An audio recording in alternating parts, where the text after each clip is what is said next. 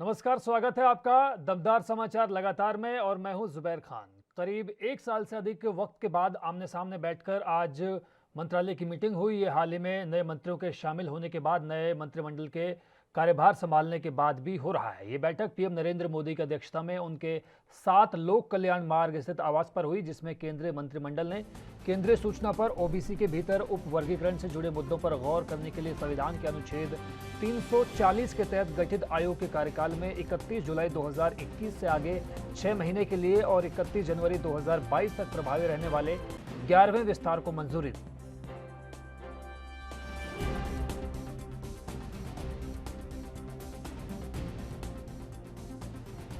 और आप देख सकते हैं कि साल भर बाद आज प्रधानमंत्री आवास पर कैबिनेट स्तर की ये मीटिंग हुई। पीएम नरेंद्र मोदी की मौजूदगी में ये मीटिंग हुई।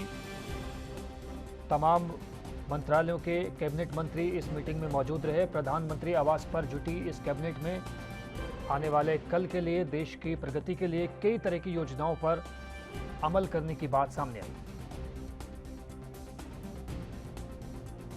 पीएम नरेंद्र मोदी ने तमाम कैबिनेट मंत्री को ये हिदायत दी कि आने वाले कल में हमें देश की प्रगति के लिए, देश के विकास के लिए, देश के कल्याण के लिए अपनी तरफ से बेहतर काम करके दिखाना है, जिसकी उम्मीद देश के 135 करोड़ लोग हमसे कर रहे हैं।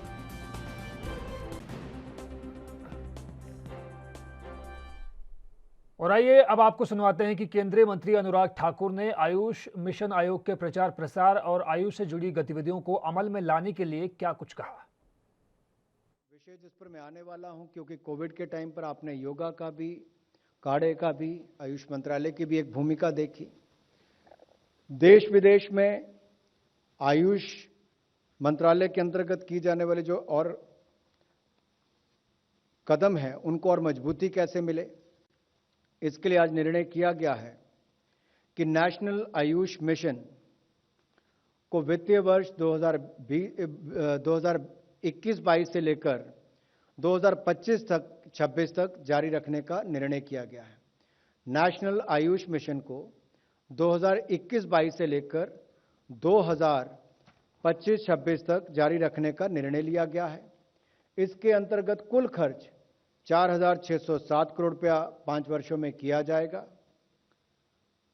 इस योजना के क्रियान्वयन से आयुष प्रणाली की शिक्षा और प्रशिक्षण का विस्तार किया जाएगा।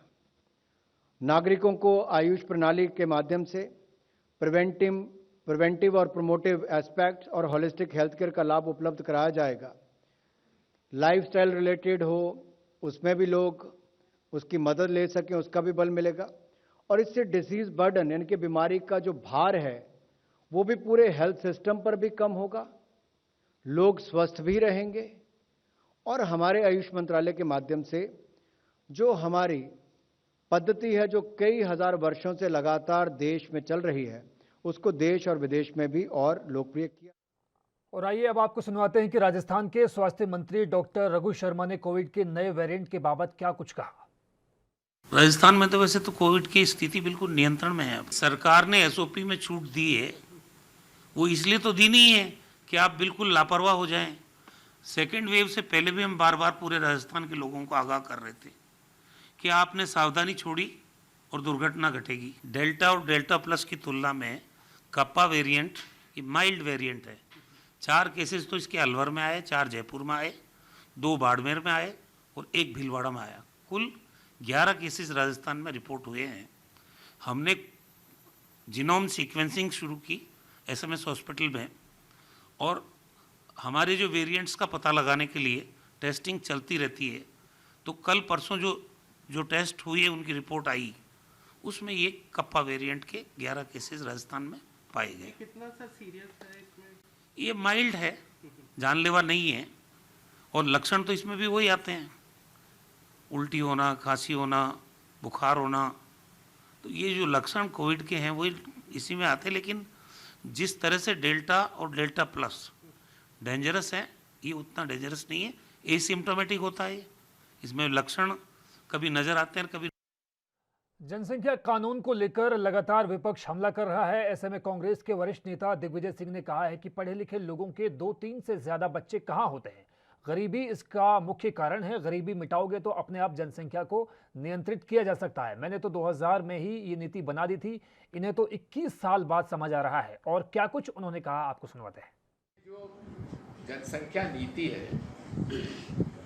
आप केरला को देख लीजिए, सबसे ज्यादा अल्पसंख्यक जो है ईसाई और मुसलमान केरला में, और वहां की जो जन्म दर है वो सबसे कम है देश में, सबसे कम है। कारण क्या है कि वहां शिक्षा है, स्वास्थ्य के लिए व्यवस्था है। इस पर इस बात का ध्यान देना चाहिए, आज भी पढ़े लिखे जो लोग हैं उनके 2 बच्चे 3 बच्चे ज्यादा होते कहाँ हैं? ये तो गरीबी इसका प्रमुख कारण है। गरीबों में जनसंख्या ज्यादा होती है, इसमें कोई हिंदू मुसलमान या कुछ नहीं है। गरीबी मिटाओगे अपने आप जनसंख्या नियंत्रित हो जाएगी। शिक्षित करोगे अपने आप जनसंख्या नियंत्रित हो जाएगी। उनके स्वास्थ्य की सेवाएं, उनका जो पोषण है, कुपोषण समाप्त करोगे, जनसंख्या समाप्त हो जाएगी। और जहां तक इस बात का सवाल है, मैंने तो सन 2000 के अंदर ये नीति बना दी थी, इनके तो 21 साल बाद समझ में आ रही है। खबर यूपी के बलिया से है। बीजेपी प्रदेश प्रभारी और पूर्व केंद्रीय कृषि मंत्री राधा मोहन सिंह ने यूपी सरकार और पुलिस पर यकीन न होने के बयान पर कहा कि अखिलेश और मुलायम सरकार की पीड़ा को लोग भोग चुके हैं। लोगों को सब कुछ पता है। बिहार में लालू राज और यूपी में अखिलेश राज के बारे में उस वक्त की कहानी जब लोग सुनते हैं तो लोगों के रोंगटे खड़े हो जाते हैं। मुलायम सिंह जी की, अखिलेश जी की, तो यहाँ के लोग भोग चुके हैं। और जो आदमी किसी पीड़ा को भोग लेता है तो उसको उसके विषय में पूरा उसको पता रहता है। तो अखिलेश जी की सरकार और उनके जो कर्तव्य थे उससे यहाँ की जनता परिचित है। ओवैसी जी एक कॉम्युनल लीडर हैं और वो यदि 19% आबादी को एकजुट करना चाहते हैं तो शेष आबादी में भी एकजुटता का माहौल बनेगा। तो क्या इसका असर जो है समाजवादी पार्टी या कांग्रेस जो कि मुस्लिम वोटों की तरफ अपना रुझान रखती है उस पर पड़ेगा क्या? देखिए, मुस्लिम समाज में उनकी लोकप्रियता है और 19% आबादी को एकजुट करने में वो लगे हुए हैं। तो बाकी की जो आबादी है निश्चित रूप से उसका असर पड़ेगा और वो भी एकजुट होगी। देखिए, जोगी जी या मोदी जी क्या आज पूरे विश्व में चर्चा है, और जिसकी जितनी बड़ी ताकत बनती है उतने ही ज़्यादा दुश्मन पैदा लेते हैं। हर व्यक्ति की एक तरक्की एक नया दुश्मन पैदा करता है। तो मोदी जी और जोगी जी आज देश और दुनिया में चर्चित नेता हैं और दोनों विकास के प्रतीक हैं और आतंक का शमन करने के लिए इन लोगों को पूरा दुनिया में एक पहचान बना है। केंद्र की योजना सौभाग्य योजना के तहत आखिरकार बिजली रामबन जिले के कदला गांव में पहुंच गई। कडाला के तमाम 25 घरों में बिजली पहुंच गई है। स्थानीय लोग काफी खुश हैं कि उन्हें अपने घरों को जलाने के लिए अब लकड़ी जलाने की जरूरत नहीं पड़ेगी।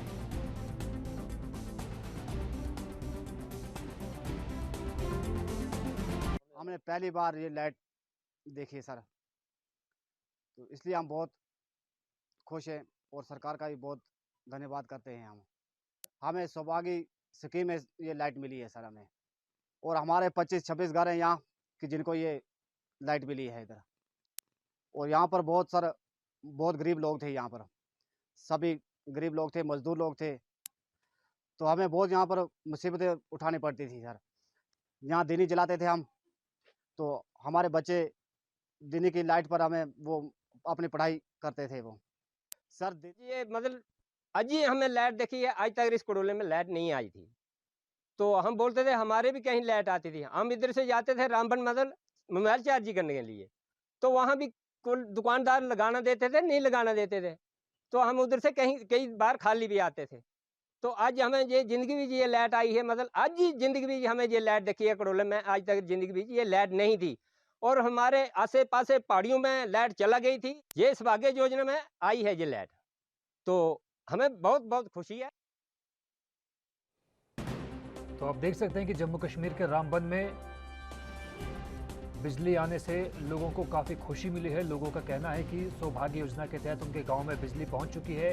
एक मुद्दत से उन्होंने लाइट को देखा नहीं था, अब जबकि बिजली उनके घरों में पहुंच चुकी है तो इसके बाबत उन्होंने प्रशासन और सरकार का आभार जताया है।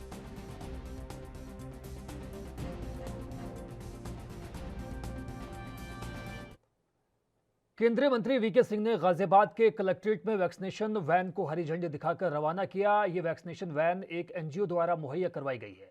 इससे ग्रामीण इलाकों में भी वैक्सीनेशन कार्यक्रमों में तेजी लाई जा सकेगी। इसी को लेकर हमारे संवाददाता परवीन अरोड़ा ने केंद्रीय मंत्री जनरल वीके सिंह से खास बातचीत की। आइए आपको सुनवाते हैं। का आज जनरल वीके सिंह ने इनका उद्घाटन किया है। आप देख सकते हैं कि जनरल साहब हमारे संग जानते हैं इनसे, इस वैन से क्या क्या जनता को फायदा होने वाला है। सर देखिए, ये वैन वैक्सीन को ट्रांसपोर्ट करने के लिए है। इसके अंदर अनुकूल टेम्परेचर जो है वो मेंटेन किया जा सकता है। अगर इसमें वैक्सीन रात को भी रखे रहेंगे, जब आप लगा भी नहीं रहे हैं तो भी ये इसके अंदर टेम्परेचर मेंटेन रहेगा। तो आप ग्रामीण इलाके में गए जहाँ और कोई सुविधा नहीं है तो ये उसके लिए बहुत उपयुक्त चीज़ है। जैसे तीसरी लहर आ रही है सर, उसको लेकर हमारी क्या तैयारी है सर? तीसरी लहर से कोई डरने की ज़रूरत नहीं है। सब लोग सिर्फ ये सोच के चलो कि हम जो चीज़ें सरकार ने कही हैं, मास्क लगाइए, व्यक्तिगत फासला रखिए, ठीक है, जो आपको प्रिकॉशन बताए गए उनका पूरा पालन करिए, तो मुझे लगता है कि हम सबको बचा सकते हैं। ये तो जनरल साहब इनका कहना है कि डरने की कोई भी जरूरत नहीं है। जैसे कि सरकार बता रही है, मास्क लगाइए, फासला रखिए, इसी को लेके आज वैन का उद्घाटन किया गया। इससे काफ़ी जनता को राहत मिलेगी। गाजियाबाद असम के मुख्यमंत्री हेमंत बिस्व शर्मा ने मवेशियों के वध, उपभोग और परिवहन को विनियमित करने के लिए असम मवेशी संरक्षण बिल 2021 सोमवार को विधानसभा में पेश किया। इसके तहत हिंदू, सिख और जैन बहुल इलाकों और धार्मिक स्थलों के 5 किलोमीटर के दायरे में गोमांस बेचने पर पूरी तरह से प्रतिबंध लगाया गया है। विश्व हिंदू परिषद के अंतर्राष्ट्रीय कार्यवाहक अध्यक्ष आलोक कुमार ने इस बिल को लेकर अपनी प्रतिक्रिया दी। आइए आपको सुनवाते हैं। हमें हमारे संविधान में सरकार के लिए जो नीति निर्देशक तत्व है उसमें गौवंश की हत्या पर संपूर्ण प्रतिबंध लगाने की बात है। महात्मा गांधी कहते थे कि गौ रक्षा का मामला मेरे लिए स्वराज्य से भी महत्वपूर्ण है। आज़ादी के बाद भी देश भर में इसके लिए आंदोलन होता रहा। आसाम के बिल में ये कहा गया है कि कोई भी गौवंश की हत्या नहीं करेगा। उसके बाद ये कहा गया है कि कुछ अनुमति होंगी। 14 वर्ष से अधिक के बैल, उनके लिए अनुमति मिल सकती है, गाय के लिए नहीं मिल सकती। 14 वर्ष से कम पर जो संपूर्ण रूप से अक्षम हो गए, उसमें भी गाय नहीं है, उनको मारा जा सकता है। तो इस कानून के आ जाने पर आसाम में गाय तो मारी ही नहीं जा सकती, वो अवध्या हो जाएगी। हिंदू, जैन, बौद्ध, सिख, हम सब गाय पे श्रद्धा रखने वाले लोग हैं। हम गाय को पशु नहीं मानते, हम गाय को माता मानते हैं। इसलिए जिन बैलों वगैरह को मारा भी जा सकता है और जिनके लिए सरकार से लाइसेंस भी मिल जाएगा, उनको भी हिंदू आबादी में या हिंदू धर्म स्थानों के नज़दीक नहीं मारा जा सकेगा। मैं समझता हूं कि वहां की नई सरकार ने संविधान में दिए गए डायरेक्टिव्स की पालना की है। मैं उनकी सराहना करना चाहता हूं। पिंक सिटी जयपुर में दलितों और अन्य मुद्दों को लेकर बीजेपी ने विरोध प्रदर्शन किया। इस मौके पर बीजेपी नेताओं का कहना था कि राज्य में महिलाओं पर अत्याचार होते हैं, दलितों पर भी लगातार अत्याचार हो रहे हैं और जब बीजेपी इसे लेकर आवाज उठाती है तो उन्हें आगे बढ़ने से रोका जाता है, उन पर लाठीचार्ज किया जाता है। हम आज इस कुंभकर्णी नींद को सोई हुई कांग्रेस सरकार को जगाने का काम करेंगे और राज्य में कानून व्यवस्था लाने का पूरा काम करेंगे।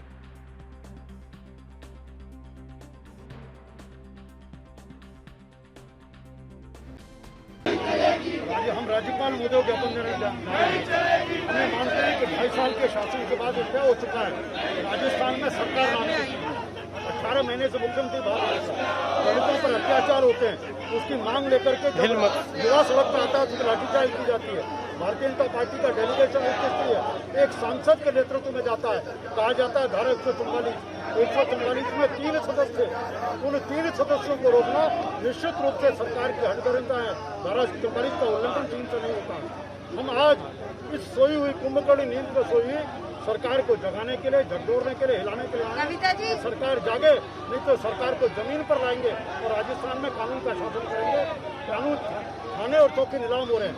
आज जब घर से बच्ची निकलती है तो माँ चिंतित रहती है वो सुरक्षित घर लौटेगी नहीं लौटेगी। आज दलितों पर अत्याचार इस तरह हो रहे हैं जो रोज अखबार की सुर्खियां, आपके चैनल्स की सुर्खियां, कोई ना कोई गलत उत्पीड़न का मामला बनता है। ऐसे में सरकार को जगाने के लिए आते हैं। देश में बढ़ती महंगाई को लेकर राष्ट्रीय जनता दल के नेता तेजस्वी यादव ने बुधवार को राज्य और केंद्र सरकार पर जमकर हमला बोला। उन्होंने कहा कि केंद्र और राज्य सरकारें मिलकर गरीबों का खून चूसने का काम कर रही है। लगातार पेट्रोल, डीजल, एलपीजी की कीमतें आसमान छूती जा रही हैं। आने वाली 18 तारीख को बिहार के तमाम प्रखंडों में हम इसका विरोध करेंगे और 19 तारीख को हर जिले मुख्यालय में इसका विरोध किया जाएगा। लगातार पेट्रोल, डीजल, एलपीजी गैस की कीमतें जो हैं लगातार आसमान छूती जा रही हैं और इस कमर तोड़ महंगाई के कारण आम लोगों का जीवन जो है वो मुश्किल के दौर से गुजर रहा है। इसको लेकर के हम लोगों ने निर्णय लिया है, बैठक की है कि आने वाले 18 तारीख को सभी बिहार के सभी प्रखंडों में इसका हम लोग विरोध प्रदर्शन करेंगे और आने वाले 19 तारीख को हर जिला मुख्यालय में सभी हमारे साथी मिलकर के इसका विरोध प्रदर्शन करेंगे। यही मौजूदा सरकार जो है, डबल इंजन की सरकार जो है, सत्ता में आने से पहले कहा करती थी कि अच्छे दिन आएंगे, महंगाई को खत्म करेंगे। आज देख लीजिए हर एक चीजों की कीमतें जो हैं बढ़ती जा रही है। लोग जो है त्राहिमाम कर रहे हैं। कोरोना काल में भी लोगों का जो है मुश्किल से जो है लोग घर चला पा रहे हैं। कई लोग बेरोजगार हो चुके हैं, कई दुकानें ठप पड़ गई हैं और ऐसे दौर में जहां कच्ची तेल की कीमतें प्रति बैरल जो डॉलर होता है वो सस्ता है और लगातार जो है कीमतें पेट्रोल के हों, डीजल के हों, वो बढ़। बाइकर्स के एक समूह ने उत्तराखंड में कोविड-19 टीकाकरण के बारे में जागरूकता फैलाने के लिए एक अभियान की योजना बनाई। बता दें कि इन बाइकर्स के एक समूह का उद्देश्य देश के कुछ हिस्सों में वैक्सीन की झिझक को कम करना है। एक हमारी एडवेंचर ट्रिप है जिसका मेन उद्देश्य है वो वैक्सीनेशन के लिए अवेयरनेस, कोविड वैक्सीन के लिए अवेयरनेस क्रिएट करना, ये हमारा मेन मकसद है। कहाँ जा रहे हो राइड पे और कितने दिनों की राइड है? ये हमारी 14 से 16 दिन की राइड है। हम टोटल 16 राइडर्स हैं जो हम सूरत से यहाँ से उत्तराखंड का हमने प्लान किया हुआ है। अपने प्राइम मिनिस्टर श्री नरेंद्र मोदी जी का जो वैक्सीनेशन ड्राइव है, जो सबसे बड़ा वैक्सीनेशन ड्राइव इंडिया के लिए, तो उसको प्रमोट करने का सोचा हमारे क्लब ने और क्या क्या बेनिफिट्स है वो हम उनको बता पाएँ और ज़्यादा से ज़्यादा लोगों को हम इन्फ्लुएंस कर पाएँ कि वैक्सीनेशन ले। इसी के लिए हम लोग ये राइड कर रहे हैं। यूपी की योगी सरकार का जनसंख्या नियंत्रण पर विधेयक का मसौदा तैयार हो चुका है। विश्व जनसंख्या दिवस पर आए इस ड्राफ्ट बिल पर देश में तरह तरह की बहस छिड़ी हुई है। तो वहीं जनसंख्या नियंत्रण विधेयक पर बिहार के डिप्टी सीएम तारकिशोर ने अपनी प्रतिक्रिया दी। देखिए, जनसंख्या नियंत्रण देश के लिए, समाज के लिए और अपने परिवार के लिए आवश्यक है, क्योंकि प्रकृति ने या परंपरागत रूप से जो संसाधन भारत के, तो उस संसाधन का बेहतर उपयोग हो, वो ज़्यादा बटे नहीं, इसके लिए जनसंख्या नियंत्रण अति आवश्यक भी है। और किसी भी माता पिता के लिए भी जनसंख्या नियंत्रण आवश्यक है। अगर उनके कम बच्चे होते हैं तो वो बेहतर ढंग से उन्हें पढ़ा सकते हैं, लिखा सकते हैं, उनका पोषण कर सकते हैं और कम से कम जो एक दायित्व होता है संतान का वो कम हो सकता है, जिससे बेहतर परवरिश कर सकते हैं।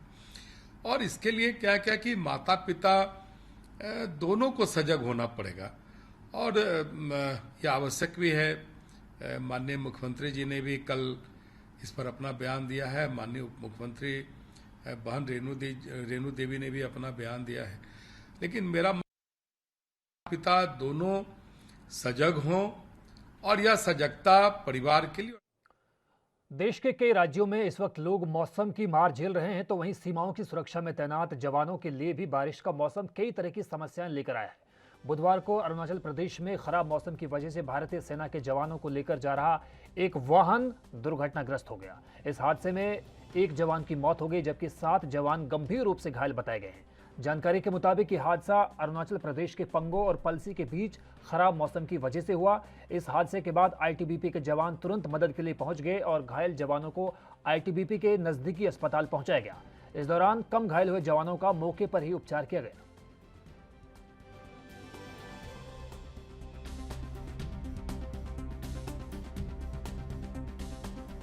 तो आप देख सकते हैं कि आज अरुणाचल प्रदेश में सेना का एक वाहन दुर्घटनाग्रस्त हो गया, जिसके बाद एक सैनिक की मौत की खबर सामने आई है, जबकि 7 जवानों के घायल होने की खबर भी सामने आई है। जैसे ही ये खबर आईटीबीपी के जवानों को लगी, उन्होंने तुरंत मौके का जायजा लिया और सेना के जवानों का बेहतरीन तरीके से उपचार किया। दिल्ली के मुख्यमंत्री अरविंद केजरीवाल ने गोवा में आयोजित आम आदमी पार्टी की प्रेस कॉन्फ्रेंस में बिजली को लेकर गारंटी का वादा किया। केजरीवाल ने कहा कि वो गोवा में 300 यूनिट बिजली लोगों को मुफ्त देंगे। इस स्कीम से गोवा में 87% लोगों का बिजली का बिल शून्य हो जाएगा। दिल्ली के मुख्यमंत्री ने कहा कि पुराने बिल भी माफ किए जाएंगे और राज्य में 24 घंटे बिजली की आपूर्ति की जाएगी। दिल्ली के सीएम बोले, गारंटी देता हूं, अरविंद केजरीवाल जो कहता है वही करता है। इससे पहले पंजाब और उत्तराखंड में भी केजरीवाल 300 यूनिट मुफ्त बिजली देने का ऐलान कर चुके हैं।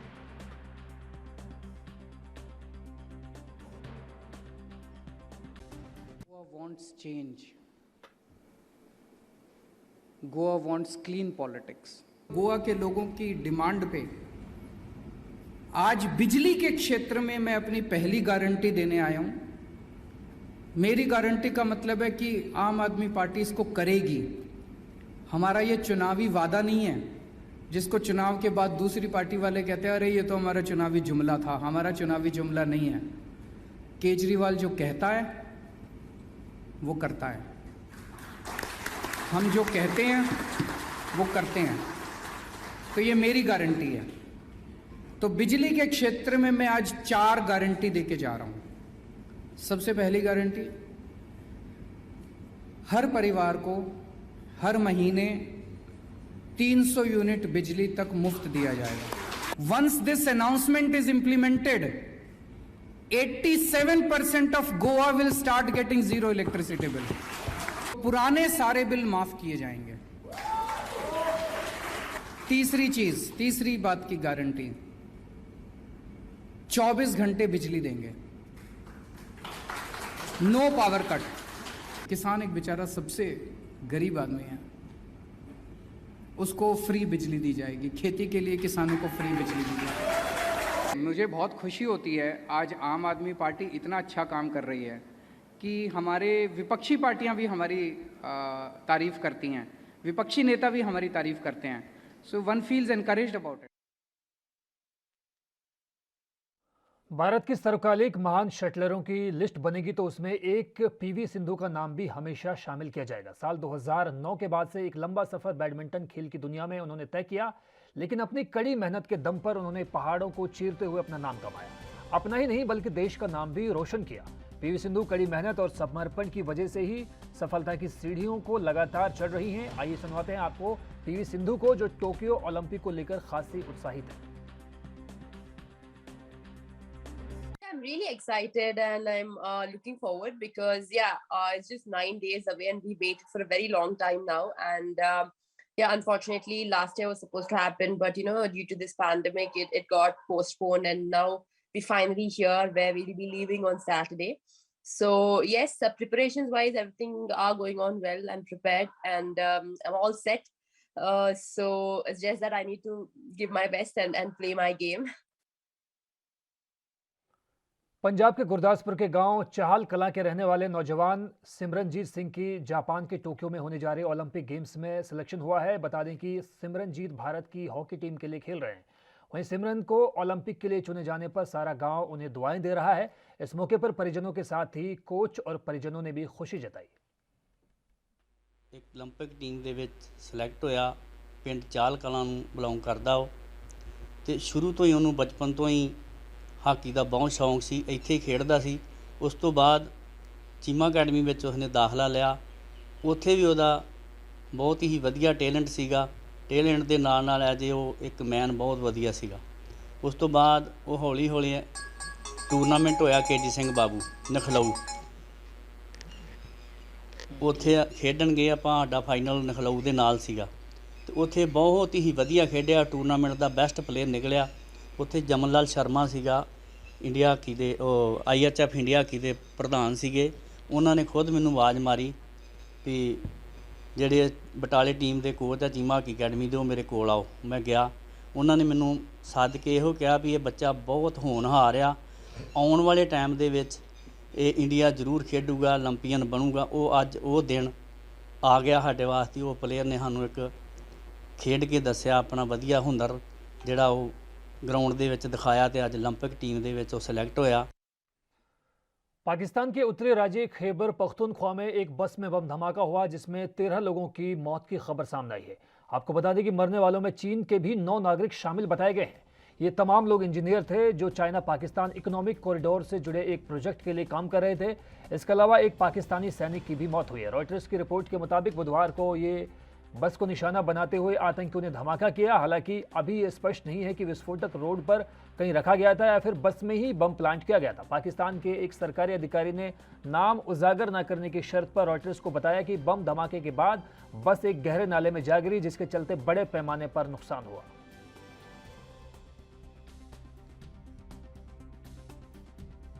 एक दिलखराश वाक़या जो यहाँ पे पेश आया है बरसीन के मकाम पे, ये एक कोस्टल गाड़ी थी जिसमें कुछ 41 बंदे सवार थे और उसमें तकरीबन 6 की जो है डेथ होगी ऑन द स्पॉट और उसके अलावा 2 जो है हमारे FC के जो जवान हैं फ्रंटियर कांस्टेबलरी के और साथ में 2 जो है ये हमारे लोकल्स थे।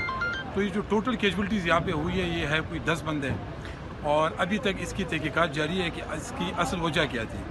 पुलिस वहाँ पे मौके पे मौजूद है और बम डिस्पोजेबल स्क्वाड वाले भी वहाँ पे मौजूद हैं। तो जैसे ही उनकी इन्वेस्टिगेशन की रिपोर्ट सामने आएगी तो हम इस पोजीशन में होंगे कि आपको जो फैक्चुअल पोजीशन है उससे आपको। मुंबई की anti narcotic cell Bandra unit ने 2 आरोपियों को गिरफ्तार किया है जिनके पास से 2 करोड़ कीमत की अफगानी चरस बरामद की गई है। नारकोटिक DCP दत्ता नलवाड़े ने बताया कि चरस उत्तर प्रदेश से लाई गई थी और मुंबई में रखी गई थी। ये चरस कितने लोगों को देनी थी और कहां से लाई गई थी इसकी जानकारी एंटी नारकोटिक सेल निकाल रही है।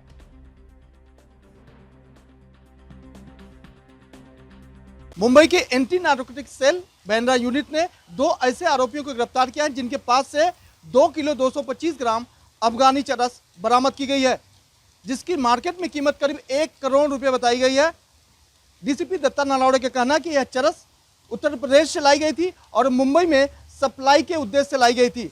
फिलहाल नारकोटिक सेल यह जांच में जुटी है कि जो आरोपी पकड़े गए हैं वो किस उद्देश्य से मुंबई में चरस लाए थे और किनको देने वाले थे। आपको बता दें कि सुशांत सिंह राजपूत मामले से लेकर ड्रग्स मामले आने के बाद एंटी नारकोटिक्स सेल और नारकोटिक्स कंट्रोल ब्यूरो लगातार ड्रग्स की जांच कर रही है। ऐसे में तमाम बड़े अहम खुलासे हुए। इस दौरान एक बार फिर एंटी नारकोटिक्स सेल ने 2 लोगों को गिरफ्तार किया है जो अंधेरी इलाके में रहते थे। फिलहाल ये देखा जा रहा है कि जो चरस बरामद की गई है वो किस उद्देश्य से लाई गई थी। कैमरा पर्सन विनय सिंह के साथ मैं Soni NB news Mumbai. UP police के बड़े बड़े कारनामे देखने और सुनने को मिलते रहते हैं। आए दिन अपने कारनामों से ही पुलिस चर्चा का विषय बनी रहती है। ऐसा ही एक मामला अमेठी जनपद के संग्रामपुर थाना क्षेत्र की रिपोर्टिंग चौकी टीकर माफी से प्रकाश में आया, जहां पर एक गांव की रहने वाली नाबालिग लड़की को भगा ले जाने वाला आरोपी पकड़ने के लिए पुलिस पहले तो लड़की के ही पिता से 10,000 रुपये लेकर मुंबई जाती है, जहां से नाबालिग और आरोपी दोनों को पकड़ कर लेकर मुंबई से अमेठी आती है। ऐसे में पीड़ित ने बताया कि वहां से लाने के बाद पुलिस ने 10 से 12 दिन उसको थाने में रखा। इसके बाद कल पुलिस के द्वारा 164 के बयान लिए गए।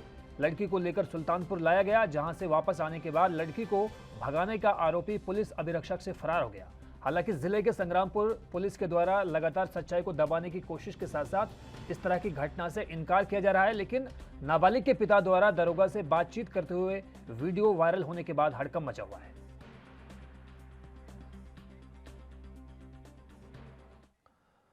और फिलहाल वक्त एक ब्रेक का हुआ है। ब्रेक के उस पार भी लगातार जारी हैं दमदार समाचार।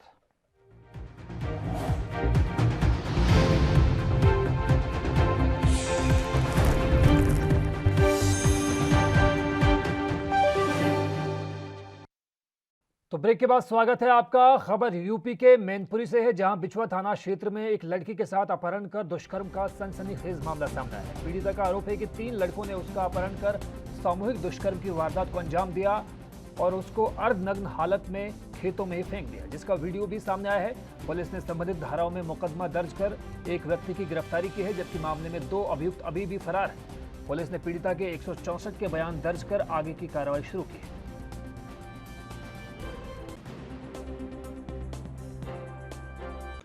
जब मैं अपने दाऊ के घर पे जा रही थी तब अजीत और छोटे ने मुझे पकड़ लिया था और पीछे से कुछ मार दिया था। आपके साथ कुछ गलत काम भी हुआ? हाँ। तीनों लोगों ने किया? अजीत और छोटू ने। और उस दिन दोपहर तक तो उन्हें पूरी रखा था और शाम के लगभग 7-8 बजे के टाइम पे मेरे पास आ गए थे वो। संतोष ने मुझे बना के उस चरी में डाल दिया था। क्या दिन पड़ी थी आपको? वहाँ तक लगभग 3-4 दिन तो हो गए। वहीं खेत में पड़ी थी? हाँ। 3 दिन तक गलत काम किया आपके साथ? हाँ। सुंदर, तुम्हारी बहन के साथ क्या घटना घटी? सर मेरी बहन 3 दिन तक वो लोग लेकर बंधक रही, उसके बाद गैंग रेप हुआ और हमने इसमें पुलिस में जाके कार्रवाई की। पुलिस ने हमारे साथ सौतेला व्यवहार किया। 3 दिन बाद वो लड़की उसके चरी के पीछे मिली, उसकी चाची ने हमको बताया। किस हालत में मिली थी तुम्हारी वो बहन? नग्न अवस्था में मिली हुई थी हमको। उसके साथ अपहरण हुआ है और उसके साथ बलात्कार भी हुआ है। आप सर इसमें लड़की के घर वालों ने जो अभियोग पंजीकृत कराया था घर से ले जाने के बाद 3 गांव के युवकों के द्वारा, उस पर 3 लोगों के विरुद्ध अभियोग पंजीकृत किया गया था 363-66 का। और फिर उसमें मजिस्ट्रेट के यहाँ बयान भी कराया गया। मजिस्ट्रेट के बयान के आधार पर इसमें सब धाराएँ जैसा उसने बताया है उस आधार पर तरमीम की जा रही है और इसमें एक अभियुक्त संतोष को गिरफ्तार भी किया गया है। 2 अभियुक्तों की गिरफ्तारी के लिए हमारी टीमें लगी हुई हैं। शीघ्र ही इनकी गिरफ्तारी की जाएगी। यूपी के औरैया में पहुंचे आम आदमी पार्टी के प्रदेश प्रभारी और राज्यसभा सांसद संजय सिंह ने सूबे की सरकार को निशाने पर लिया। साथ ही साथ 2022 में चुनाव में तमाम यूपी की सीटों पर अपने प्रत्याशियों को चुनाव लड़वाने की बात भी कही।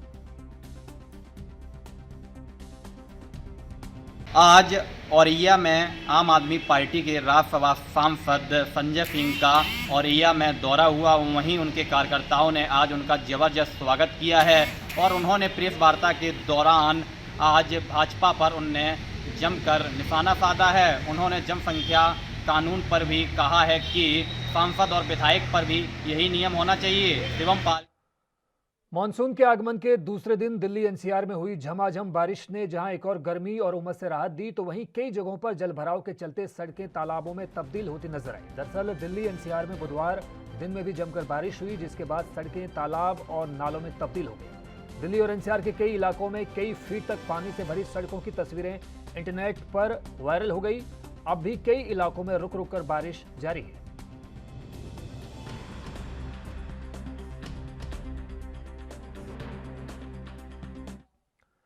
हिमाचल प्रदेश में मानसून ने अपना रंग दिखाना शुरू कर दिया है, जिससे लोगों को दिक्कतों का सामना भी करना पड़ रहा है। इसके चलते प्रदेश के कई क्षेत्रों में बारिश होने की वजह से बहुत सी जगहों पर बाढ़ जैसे हालात पैदा हो गए हैं। कुल्लू जिले में मूसलाधार बारिश हो रही है, जिससे न्यूल पंचायत में छोटा कंडी नाला में बाढ़ के मलबे में एक स्कूटी और 2 कार धंसने से नुकसान हो गया। बता दें कि कुल्लू जिले में भारी बारिश की वजह से ग्रामीण क्षेत्रों में 25 सड़कों पर भूस्खलन से आवाजाही बंद हो गई है। इसके चलते ग्रामीणों को पैदल ही सफर करना पड़ रहा है। कुल्लू जिले में पिछले 1 महीने से किसान और बागवान बारिश का इंतजार कर रहे थे, लेकिन इसलिए बारिश से किसान और बागवानों को राहत तो जरूर मिली, लेकिन काफी नुकसान भी हुआ। फसलों को संजीवनी भी मिली है, ऐसा किसानों का कहना है। साथ ही कुल्लू जिले में बीते दिनों हुई गर्मी से भी लोगों को राहत मिली है। बारिश के बाद नदी और नालों का जलस्तर बढ़ गया है।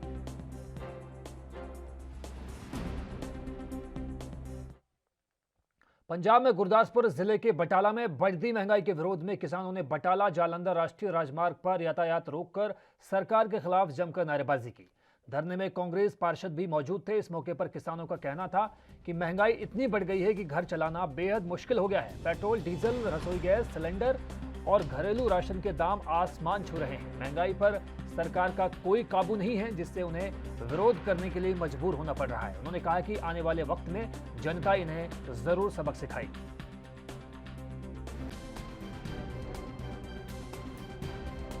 ਅੱਜ ਦੇ ਧਰਨੇ ਦਾ ਜਿਹੜਾ ਮੁੱਖ ਮਕਸਦ ਇਹ ਆ ਜੀ, ਇੱਕ ਤੇ ਸਭ ਤੋਂ ਪਹਿਲੀ ਗੱਲ ਆ ਕਿ 8-9 ਮਹੀਨੇ ਹੋ ਗਏ ਨੇ ਜਿਹੜੇ ਕਿਸਾਨ ਦਿੱਲੀ ਬਾਰਡਰਾਂ ਤੇ ਬੈਠੇ ਨੇ ਤੇ ਕੇਂਦਰ ਸਰਕਾਰ ਦੇ ਉੱਤੇ ਕੋਈ ਜੂ ਨਹੀਂ ਸਰਕਰੀ ਤੇ ਜਦੋਂ ਕਿ ਅੱਜ ਤੱਕ ਕਿੰਨੇ ਕਿਸਾਨ ਸ਼ਹੀਦ ਹੋ ਗਏ ਨੇ। ਤੇ ਦੂਸਰਾ ਮੁੱਦਾ ਜਿਹੜਾ ਡੇਲੀ ਡੀਜ਼ਲ ਪੈਟਰੋਲ ਜੀ 40-50 ਪੈਸੇ ਰੋਜ਼ ਵੱਧ ਰਿਹਾ, ਵੀ ਇੰਨਾ ਸਾਡਾ ਬੁਰਾ ਹਾਲ ਹੈ ਜਿਹਦਾ ਹਿਸਾਬ ਕੋਈ ਨਹੀਂ। ਤੇ ਬਾਕੀ ਜਿਹੜਾ ਬਿਜਲੀ ਦਾ ਮੁੱਦਾ ਵੀ ਹੈ ਜੀ, ਜਿੱਦਾਂ ਸਰਕਾਰ ਨੇ ਵਾਅਦਾ ਕੀਤਾ ਸੀਗਾ ਕਿ 8 ਘੰਟੇ ਰੋਜ਼ ਆਏਗੀ ਤੇ 8 ਘੰਟੇ ਦੀ ਬਜਾਏ ਕਦੀ 4 ਘੰਟੇ ਆ ਰਹੀ, ਕਦੀ 6 ਘੰਟੇ ਆ ਰਹੀ ਹੈ ਤੇ ਘਰਾਂ ਦੇ ਵੀ 12-12 ਘੰਟੇ ਦੇ ਕੱਟ ਲੱਗ ਰਹੇ। ਇੰਡਸਟਰੀ ਨੂੰ ਵੀ ਬਿਜਲੀ ਨਹੀਂ ਮਿਲ ਰਹੀ ਤੇ ਮਤਲਬ ਲੋਕ ਇੰਨਾ ਮਹਿੰਗਾ 100 ਰੁਪਏ ਲੀਟਰ ਤੇਲ ਹੈ ਤੇ ਉਹ ਅਸੀਂ ਬਾਲਣ ਵਾਸਤੇ ਮਜਬੂਰ ਹੋਏ ਪਏ ਆ। ਇੱਕ ਇਹਦੇ 'ਚ ਮੁੱਦਾ ਸਾਡਾ ਇਹ ਵੀ ਹੈ ਕਿ ਜਿੱਦਾਂ ਦੂਸਰੀਆਂ ਸਟੇਟਾਂ ਨੇ, ਪੰਜਾਬ ਹੈ, ਹਰਿਆਣਾ ਹੈ, ਹਿਮਾਚਲ ਹੈ, 3-4 ਰੁਪਏ ਇਲੈਕਟ੍ਰਿਸਿਟੀ ਉੱਥੇ ਜੀ, ਤੇ ਸਾਨੂੰ ਕਿਉਂ 10 ਰੁਪਏ ਦਿੱਤੀ ਜਾ ਰਹੀ ਆ। ਹਰ ਕੰਮ 'ਚ ਪੰਜਾਬ 'ਚ ਡੀਜ਼ਲ ਦੇ रेट। हरियाणा के यमुनानगर में हुई जोरदार बारिश की वजह से चांदपुर गांव के पास नागल ड्रेन टूट गई। सुबह करीब 7 बजे हादसा हुआ। ड्रेन टूटने के बाद पानी के तेज बहाव आबादी और खेतों में भरने लगे। आसपास के ग्रामीणों में हड़कंप मच गया। गांव में बाढ़ जैसे हालात हो गए। ड्रेन टूट जाने से कई गांवों तक बरसाती पानी फैल गया। हजारों एकड़ फसल जलमग्न हो गई। स्थिति का जायजा लेने के लिए 10:30 बजे तक क्षेत्र में किसी भी प्रशासनिक अधिकारी ने कोई भी दौरा नहीं किया। इस बात को लेकर ग्रामीणों में रोष है।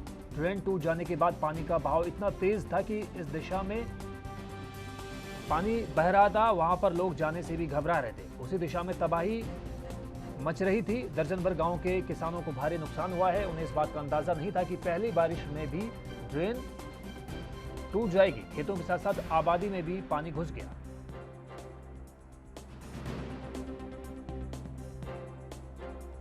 हम जहाँ खड़े हैं ओमकार ऊपर का डेरा है और इधर जो साइड में है ये टिब्बी की ज़मीन लग रही है जी। और टिब्बी की ज़मीन जब ये परडी वाली साइड में इधर, उस टाइम हमने बहुत कोशिश करी, बहुत एप्लीकेशन भी लगाई, ऊपर तक गए भी जहाँ तक जाना चाहिए बंदे ने कि दोनों साइड परडी बांध दी जाए, पर किसी ने हमारी कोई सुनवाई नहीं करी। पिछले साल भी गए थे, पिछले साल उन्होंने कहा था कि कच्चा पक्का काम कर देंगे, अगले साल कर देंगे आपका पक्का काम। तो ये थोड़े यहाँ कट्टे कुट्टे लाए थे, पट पुट के, अब तो रहा नहीं यहाँ कुछ भी। उनसे कोई बचाव नहीं आया। हमारी पूरे लगभग 100 किले खेती है, यहाँ पे सारी फसल खराब हो जाती है और लगभग गांव में भी पानी बढ़ रहा है। इस टाइम भी पानी बढ़ चुका है घरों में। तो हमारी ये समस्या है कि दोनों तरफ परडी बांध दी जाए। जैसे उधर परली साइड बंद गई, इस तरफ भी परडी की हमारी यही है कि परडी बंद जाए। नहीं तो ये परडी में मरोड़ी पर लिए परडी लगी थी, मरोड़ी पड़ गई थी ना, मरोड़ी पाई है। मरोड़ी की वजह से हमारी सारी बस्ती से पानी बढ़ रहा है, खेत सारी फसल हमारी खराब है। क्या ये सब मौका देख रहे हम देख ले। उत्तर प्रदेश सरकार के जल शक्ति मंत्री ने जल जीवन मिशन के अंतर्गत पाइप पेयजल योजना की प्रगति के बारे में विभागीय अधिकारियों के साथ अष्टभुजा डाक बंगले में बैठक की। बैठक के दौरान बाण सागर परियोजना में अब तक लक्ष्य के अनुरूप समय से पानी न पहुंचने पर अधिकारियों को खूब खरी खोटी सुनाई गई। मंत्री ने कहा कि ठेकेदारों से रिश्तेदारी निभाई जा रही है, आप उनके घर में रहिए और झाड़ू लगाइए। मीडिया से बातचीत करते हुए मंत्री ने कहा कि पीएम नरेंद्र मोदी के जल जीवन मिशन के चलते पाइप पेयजल योजना द्वारा बुंदेलखंड और विंध्य क्षेत्र में पीने का पानी घर घर पहुंचाने के लिए योजना पर तेजी से कार्य किया जा रहा है। इसी साल दिसंबर महीने तक हम काफी घरों तक पानी पहुंचा लेंगे। मंत्री ने कहा कि बैठक में सिंचाई और पुल के बारे में भी समीक्षा बैठक की गई है। काफी तेजी से काम किया जा रहा है।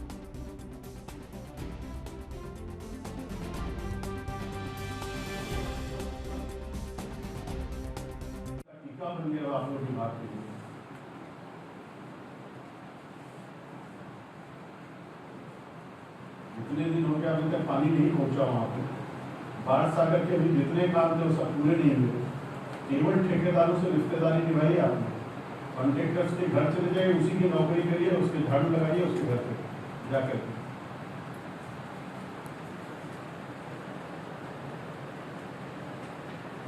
कॉन्ट्रेक्टर के यहाँ जाकर के झाड़ू लगाइए आप, उसके सारे काम करिए, उन्हीं को देखिए। देखिए, विकास जिस तेज गति के साथ योगी जी के नेतृत्व में चल रहा है उत्तर प्रदेश में, और उसमें हमारा बुंदेलखंड और विंध्य क्षेत्र जो लगभग हर तरीके से उपेक्षित रहता था, आज वो भी विकास की नई धारा के तहत तेज़ी के साथ आगे बढ़ रहा है। अभी हमने पाइप पेयजल परियोजनाओं की समीक्षा की अपने मिर्ज़ापुर की। बरसों से चर्चा चलती थी कि हमारे विंध्य क्षेत्र और बुंदेलखंड क्षेत्र को पीने के पानी का बड़ा संकट रहता है, लेकिन आदरणीय प्रधानमंत्री जी के द्वारा जो जल जीवन मिशन शुरू किया गया और माननीय मुख्यमंत्री जी ने प्राथमिकता के आधार पर हमारे बुंदेलखंड और विंध्य क्षेत्र को लिया है। माननीय मुख्यमंत्री जी के कर कमलों द्वारा, माननीय प्रधानमंत्री जी के द्वारा यहाँ की सभी परियोजनाओं का शुभारंभ किया गया और उसमें आज हम अच्छी प्रगति पर हैं और हमको पूरा विश्वास है कि हम इसी साल दिसंबर तक बहुत सारे घरों तक पीने का पानी पहुंचा देंगे, सभी परियोजनाओं को पूर्ण। उत्तर प्रदेश के बिजनौर में आज डीआईजी मुरादाबाद शलभ माथुर ने पहुंचकर नूरपुर की नवनिर्मित चौकी गोरक्षा धाम का लोकार्पण किया। इस दौरान बिजनौर प्रशासन ने चौकी को दुल्हन की तरह सजाया। बाद में डीआईजी ने जिलाधिकारी और एसपी बिजनौर से समीक्षा बैठक की और आगामी त्योहारों को लेकर शासन से जारी निर्देश से संबंधित सुरक्षा व्यवस्था बढ़ाने के आदेश दिए। आपको बता दें कि डीआईजी मुरादाबाद शलभ माथुर का आज बिजनौर पहुंचना वाकई में लोगों के लिए काफ़ी सार्थक रहा। डीआईजी मुरादाबाद ने बिजनौर पहुंचकर नूरपुर के झंडा चौक पर स्थित नवनिर्मित पुलिस चौकी गोरक्षा धाम का लोकार्पण किया। डीआईजी ने बताया कि इस चौकी से क्षेत्र में लगभग 40,000 से ज़्यादा की आबादी पर असर पड़ेगा। अपराध पर नियंत्रण और जन समस्या को लेकर चौकी स्थापित की गई है ताकि आम जनमानस को पुलिस का सहयोग मिलता रहे। गोरक्षा धाम चौकी का उद्घाटन किया है, क्या पूरा मामला है? ये थाना नूरपुर पड़ता है, जनपद बिजनौर में जहाँ चौकी की स्थापना की। पूर्व में ये हल्का हुआ करता था, इसके अंदर लगभग 40,000 की आबादी चौकी के अंदर कवर होती है। और जैसा आप देख रहे हैं, ये सामरिक दृष्टि से बहुत ही महत्वपूर्ण चौकी है। एक रास्ता जो है मुरादाबाद की तरफ से यहाँ आता है और एक रास्ता जो है अमरोहा की तरफ जाता है और एक रास्ता जो है चांदपुर जनपद बिजनौर की तरफ से आता है। तो ये उस लिहाज से बहुत इम्पोर्टेंट चौकी है। झंडा विधायक के नाम से क्राइम कंट्रोल के हिसाब से, चेकिंग के हिसाब से, दाराबंदी के हिसाब से, जन शिकायतों के निस्तारण के हिसाब से चौकी की यहाँ पर स्थापना की गई है। और उम्मीद है कि जिस पर्पज से चौकी की स्थापना की गई है उस हिसाब से ये जनसंख्याओं में और कम्युनिटी पब्लिक की अपेक्षाओं के हिसाब से यहाँ ये सब जैसे आगामी त्यौहार है, ईद उल अजहा है और कावड़ है, सुरक्षा के मद्देनजर अगर बात करें क्या रिएक्शन है आपका? जी, निरंतर रूप से इस संदर्भ में हम लोग के द्वारा ब्रीफिंग की जा रही है। यूपी के लखीमपुर खीरी के फूलबेहड़ थाना क्षेत्र में 13 साल की बच्ची के साथ सगे चचेरे भाई ने दुष्कर्म की घटना को अंजाम दिया।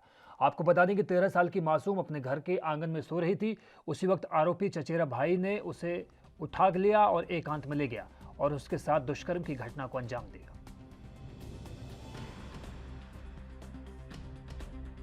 सरकार से लेकर राज्य सरकार महिलाओं और बेटियों की सुरक्षा के बड़े बड़े वायदे किए जाते हैं, लेकिन ये वायदे लखीमपुर खीरी जिले में फेल होते नजर आ रहे हैं। दरअसल आपको बता दें, लखीमपुर खीरी जिले में एक बार फिर दुष्कर्म जैसी वारदात का मामला सामने आया है। दरअसल आपको बता दें, लखीमपुर खीरी जिले के फूलबेहड़ थाना क्षेत्र में एक 13 वर्षीय मासूम के साथ उसके चचेरे भाई के द्वारा दुष्कर्म जैसी वारदात का मामला सामने आया है। जानकारी के अनुसार फूलबेहड़ थाना क्षेत्र में 13 वर्षीय मासूम को सोते वक्त उसके चचेरे भाई के द्वारा एक सुनसान इलाके में लेकर जाकर उसके साथ दुष्कर्म जैसी घटना को अंजाम दिया, जिसकी जानकारी मिलने पर परिजनों में कोहराम मचा हुआ है। वहीं परिजनों के द्वारा फूलबेहड़ थाना क्षेत्र में एक तहरीर आरोपी के खिलाफ दी गई थी, जिसके बाद पुलिस ने आनन फानन में आरोपी को उठाकर उससे पूछताछ की। पूछताछ के दौरान उसने वारदात करने की बात स्वीकार कर ली, जिसके बाद उसके ऊपर 376 सहित अन्य संबंधित धाराएं लगाकर उसको जेल भेज दिया गया है। एनबी न्यूज के लिए फारूक हुसैन, लखीमपुर खीरी। और फिलहाल वक्त एक छोटे से ब्रेक का हुआ है, जल्द हाजिर होते हैं।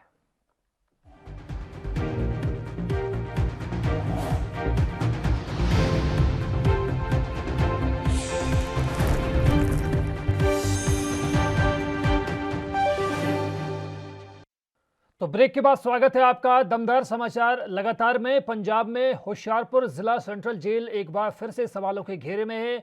यहां जेल में बंद हरजिंदर पाल और रमन कुमार पर हमला हुआ है। हमले के बाद घायल हुए कैदियों को सिविल अस्पताल होशियारपुर में भर्ती करवाया गया है। वहीं घायल कैदियों के मुताबिक जेल प्रशासन के इशारे पर उन पर यह हमला हुआ है। उन्होंने बड़ा इल्जाम लगाते हुए कहा कि जेल उपाधीक्षक को पैसे देकर जेल के अंदर सब कुछ होता है। उन्होंने डीएसपी पर भी गंभीर आरोप लगाते हुए कहा कि उनके कहने पर ही उन पर हमला किया गया।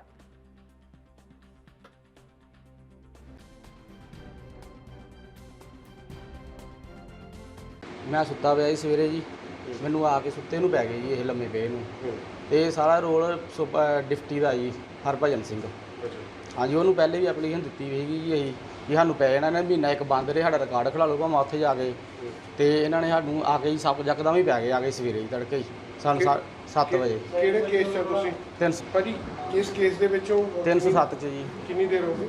ਸਰ ਮੈਨੂੰ 2.5 ਸਾਲ ਹੋ ਗਏ ਜੀ। ਅੱਛਾ, ਪਹਿਲਾਂ ਵੀ ਕੋਈ ਰੰਜਿਸ਼ ਸੀ ਇਸ ਗਰੁੱਪ ਦੇ ਨਾਲ? ਨਹੀਂ ਸਰ, ਇਦਾਂ ਦੀ ਕੋਈ ਗੱਲਬਾਤ ਨਹੀਂ ਸੀ। ਅੱਜ ਕੀ ਆਰੋਪ ਲਾਉਂਦੇ ਹੋ ਕਿ ਡਿਪਟੀ ਸਾਹਿਬ ਦੇ ਕਿਉਂ? ਹਾਂਜੀ ਸਰ, ਡਿਪਟੀ ਸਾਹਿਬ ਨੂੰ ਪਤਾ ਸੀ ਸਭ ਕੁਝ ਜੀ। ਹੈ ਡਿਪਟੀ ਸਾਹਿਬ ਨੂੰ ਸਭ ਕੁਝ ਪਤਾ ਸੀ, ਹਰਭਜਨ ਸਿੰਘ ਨੂੰ ਤੇ ਦੇਸ ਰਾਏ ਨੂੰ, ਅਵਤਾਰ ਸੈਣੀ ਨੂੰ ਪਤਾ ਸੀਗਾ। ਐਪਲੀਕੇਸ਼ਨ ਵੀ ਦਿੱਤੀ ਇਹੀ, ਇਹਨਾਂ ਨੇ ਸਾਨੂੰ ਪੈਣਾ ਜੀ ਸਵੇਰ ਦੇ ਤੜਕੇ, ਤੇ ਸਾਡੀ ਗੱਲ ਨਹੀਂ ਮੰਨੀ, ਇਹਨਾਂ ਨੇ ਚੱਕੀਆਂ ਜੀ ਬੰਦ ਕਰਤਾ ਜੀ। ਮੁੜ ਕੇ ਤੇ ਮਹੀਨੇ ਬਾਅਦ ਕੱਢਿਆ ਜੀ ਸਾਨੂੰ ਬਾਹਰ, ਤੇ ਇਹਨਾਂ ਨੇ 3 ਚ ਪਾਤੀ ਸਾਡੀ ਗਿਣਤੀ, ਮੁੜ ਕੇ 3 ਚ 15 ਦਿਨਾਂ ਬਾਅਦ ਸਾਨੂੰ ਪੈ ਗਈ, 16 ਦਿਨਾਂ ਬਾਅਦ ਆ ਕੇ। ਕੀ ਕਹਿੰਦੇ ਹੋ ਵੀ ਪ੍ਰਸ਼ਾਸਨ ਜ਼ਿੰਮੇਵਾਰ ਹੈ ਜੀ ਇਹਦਾ, ਜੋ ਵੀ ਹੈਗਾ ਹਰਭਜਨ ਸਿੰਘ ਹੀ ਹੈ ਜ਼ਿੰਮੇਵਾਰ। ਅੱਜ ਕੀ ਹੋਇਆ? ਸਰ ਮੈਂ ਇਹ ਸੁੱਤਾ ਪਿਆ ਸੀ, ਮੈਂ ਗੁਰਦੁਆਰਾ ਸਾਹਿਬ ਤੋਂ ਆਇਆ, ਜਿੱਦਾਂ ਹੀ ਮੈਂ ਪੈਰ ਰੱਖਿਆ ਪਿੱਛੋਂ ਦੀ ਆ ਕੇ 7-8 ਜਾਣੇ ਪੈ ਗਏ। ਕੀ ਕਾਰਨ ਕੀ ਸੀ ਇਸ ਦਾ? ਕਾਰਨ ਸਰ ਸਾਨੂੰ ਆਪ ਨਹੀਂ ਪਤਾ, ਚਲੋ ਪਹਿਲੇ ਹੋਈ ਮਾੜੀ ਮੋਟੀ, ਬਾਅਦ ਚ ਫਿਰ ਸੁਪਰ ਡਿਗਰੀ ਸਾਹਿਬ ਰਲੇ ਗਏ ਸੀ ਨਾਲ। ਡਿਗਰੀ ਸਾਹਿਬ ਅੱਜ ਛੁੱਟੀ ਤੇ ਅੱਜ ਸਾਰਾ ਕੰਮ ਹੋ। ਇਹ ਸਰ ਸਾਡੇ ਕੋਲ ਸੈਂਟਰਲ ਜੇਲ੍ਹ ਤੋਂ ਆਏ, ਹੁਸ਼ਿਆਰਪੁਰ ਤੋਂ ਆਏ ਆ, 2 ਉੱਥੇ ਦੇ ਕੈਦੀ ਦੱਸੇ ਜਾ ਰਹੇ ਨੇ। ਪੁਲਿਸ ਮੁਲਾਜ਼ਮ ਨਾਲ ਲੈ ਕੇ ਆਏ ਇਹਨਾਂ ਤੇ ਉੱਥੇ ਹਮਲਾ ਹੋਇਆ ਹੈਗਾ, ਕਾਫੀ ਸੱਟਾਂ ਸੀਗੀਆਂ ਸਿਰ ਤੇ ਲੱਤਾਂ ਬਾਹਾਂ ਤੇ।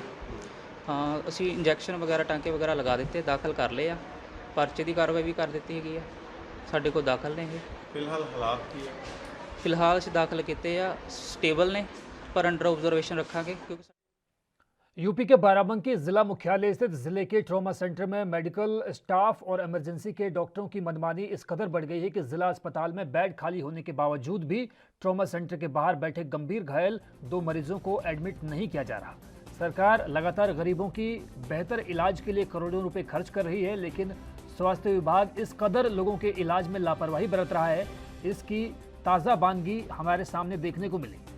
इन पीड़ित घायलों की हकीकत जानकर आप अंदाज़ा लगा सकते हैं कि हालात क्या हैं। जिला अस्पताल के ट्रॉमा सेंटर के बाहर खड़े ये कुर्सी थाना अंतर्गत जयगुरपुरवा के रहने वाले सूरज और मनीराम हैं, जिनके शरीर में गंभीर चोट हैं। सूरज के हाथ का अंगूठा कटा हुआ है, वहीं मनीराम के सिर में बांका लगने से गहरा घाव है। बावजूद इसके हॉस्पिटल इन्हें भर्ती करने से मना कर रहा है। गंभीर रूप से घायल दोनों को सरैया सामुदायिक स्वास्थ्य केंद्र घुंगटेर से जिला अस्पताल के रेफर किया गया था, लेकिन हॉस्पिटल की मनमानी के चलते कोई सुनवाई नहीं हुई। वहीं इमरजेंसी में तैनात डॉक्टर्स का कहना है कि इस संबंध में CMS की ही बोलेंगे। सर, यहाँ सब पार्टी आई थी कल सरैया हॉस्पिटल में, जो भर्ती कराया गया रात्रि में, तो वहाँ पर जो है पुलिस वाले भी थे, डॉक्टर लोग भी थे, सब लड़कों का जो है लिखा पढ़ी हो गई सबकी, सबको रेफ़र भी किया। इसके बाद में 2 लड़के रह गए, इसका जो है अंगूठा कटा है, जिसकी हड्डी कट गई, उसका पर्चा नहीं, यहाँ भर्ती के कारण पर्चा नहीं मिला तो भर्ती नहीं हो पाई। और जो है ये लड़के की 8 आंगुर का बांका लगा है, जो सर कटा हुआ पूरा है, इसकी भी भर्ती नहीं हुई। तो सरैया हॉस्पिटल से ही इसका पर्चा नहीं मिल पाया। नहीं तो यहाँ तो भर्ती ले लेना चाहिए था। जी हाँ, भर्ती लेना चाहिए था, लेकिन यहाँ कोई सुनवाई नहीं हुई, यहाँ भी भर्ती नहीं ले। कल से लड़के इधर उधर पड़े हुए हैं। सर, अंगूठा कट गया है पूरा, और मुझे खोपड़ी में चोट है, गर्दन में चोट है, और ये हाथ नहीं उठता है जी। ये कौन है? ये मेरा भाई है सर। इनको क्या क्या चोटें हैं? इनके सर 2 बांके पड़े हैं सर, और सब पूरी शरीर में दर्द है, हाथ में दिक्कत है, पैर भी दर्द करता है इनका। और इनका सर ना एक्सरा हुआ, ना हमारा एक्सरा हुआ, ना इनका हुआ। मतलब कोई सुनवाई 2 लोगों की नहीं। कहाँ नहीं हुई? यहाँ भर्ती भी नहीं लिए सर। डॉक्टर को बताया गया जी, सरैया हॉस्पिटल में सर, वहाँ भी मिस्टेक करे सर। हरियाणा के गुरुग्राम में पुलिस को एक बड़ी कामयाबी हाथ लगी है। पुलिस ने मुठभेड़ के दौरान 2 ऐसे शातिर बदमाशों को गिरफ्तार किया है जो हत्या के मामले में फरार चल रहे थे, और पुलिस की तरफ से उन पर 1 लाख का इनाम भी घोषित था। पुलिस ने खुफिया जानकारी के आधार पर दोनों को नाकेबंदी कर धर दबोचा। नाकेबंदी के दौरान बदमाशों ने पुलिस पर फायरिंग की, जिसमें एक पुलिसकर्मी के घायल होने की भी खबर है। तो वहीं जवाबी कार्रवाई में पुलिस ने भी बदमाशों पर फायरिंग की, जिसमें दोनों बदमाशों के पैरों में गोली लगी। आपको बता दें कि दोनों बदमाश एक पूर्व पार्षद की हत्या में वांटेड थे। इस हत्या का सीसीटीवी फुटेज भी वायरल हुआ था, जिसमें बेखौफ तरीके से बदमाश फायरिंग करते हुए नजर आए। बदमाशों की पहचान मनीष जाखड़ और जॉन्टू के रूप में हुई है। इन पर आधा दर्जन से ज्यादा आपराधिक मुकदमे दर्ज हैं।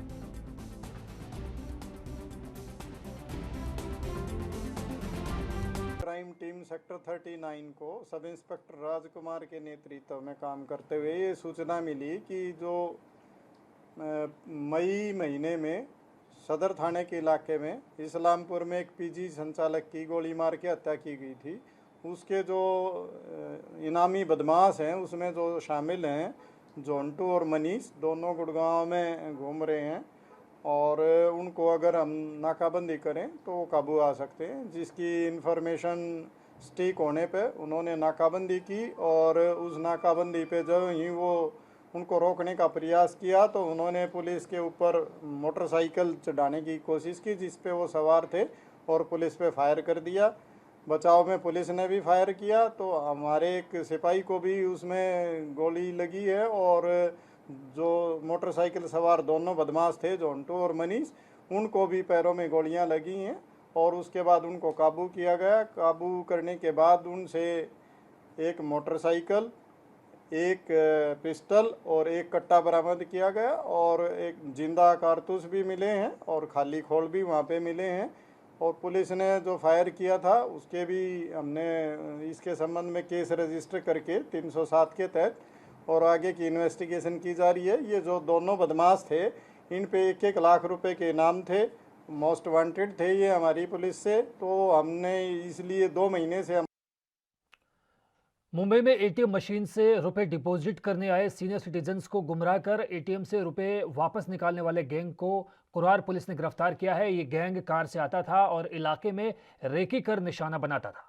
गैंग ऐसे लोगों को टारगेट करता था जो सीनियर सिटीजन हो या फिर उस पर एटीएम सेंटर में सिक्योरिटी गार्ड तैनात ही ना हो।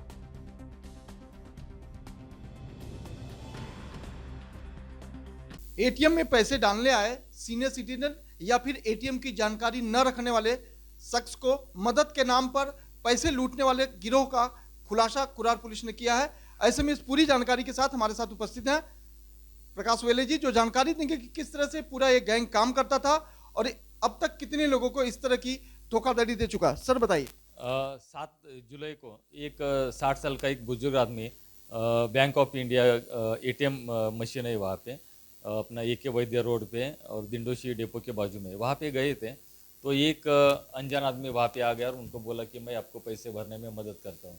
तो उसने आदमी ने उनके पास से मोबाइल नंबर लिया और उनके पास जो 99,000 रुपये थे वो लिए और वो उसने मशीन में डाला, लेकिन उसने ट्रांजैक्शन पूरा नहीं किया और बाद में उनको बोला कि आपके पैसे आपके अकाउंट पे पहुंच गए, आप जा सकते हैं। जैसे वो आदमी वहाँ से निकल गया उसने कैंसिल का बटन दबाया और ये पूरे पैसे वहाँ से उसने।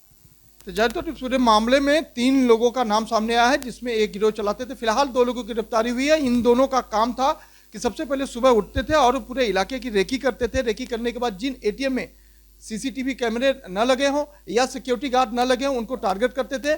उसके बाद अपने साथियों के साथ जाकर जिस तरह का प्लानिंग किया जाता था उसके बाद उनको अंजाम देते थे। कैमरा पर्सन विनय सिंह के साथ मैं प्रकाश सोनी, NB न्यूज, मुंबई। तो फिलहाल दमदार समाचार में बस इतना ही। मुझे दीजिए इजाजत। नमस्कार।